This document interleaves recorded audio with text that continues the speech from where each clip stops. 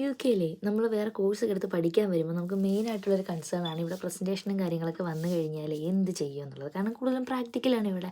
അപ്പോൾ എന്താ ചെയ്യണമെന്ന് വെച്ചാൽ കൂടുതലും എനിക്ക് മനസ്സിലായിട്ടുള്ളത് അവർ കൂടുതലും നമ്മളെ അസസ് ചെയ്യുന്നത് നമ്മുടെ കോൺഫിഡൻസ്, നമ്മളെങ്ങനെ നമ്മളെ പ്രസൻറ്റ് ചെയ്യുന്നു, അതുപോലെ തന്നെ നമ്മളെങ്ങനെയാണ് നമ്മുടെ ആശയം മറ്റുള്ളവരിലേക്ക് കൺവേ ചെയ്യാൻ ഉദ്ദേശിക്കുന്നത് എന്നുള്ളതൊക്കെയാണ്. അപ്പം ഈ ഒരു സംഭവം ചെയ്യുന്ന സമയത്ത് ചിലർക്ക് ആളുകളുടെ ഫ്രണ്ടിൽ ചെന്ന് നിൽക്കുമ്പോൾ തന്നെ കൈയും കാലും ഒക്കെ വിറയ്ക്കും. അപ്പോൾ എൻ്റെ മെയിൻ പരിപാടി എന്താണെന്ന് വെച്ചാൽ എൻ്റെ ഒരു കൺസെപ്റ്റ് ഉണ്ട്, fake it till you make it. അപ്പോൾ എന്താ ചെയ്യേണ്ടതെന്ന് വെച്ചാൽ നമ്മൾ കൈക്കും കാലിലൊക്കെ വിറയൽ മറയ്ക്കാൻ വേണ്ടിയിട്ട് ഒരു മൂവ്മെൻറ്റ് കൊടുക്കുക.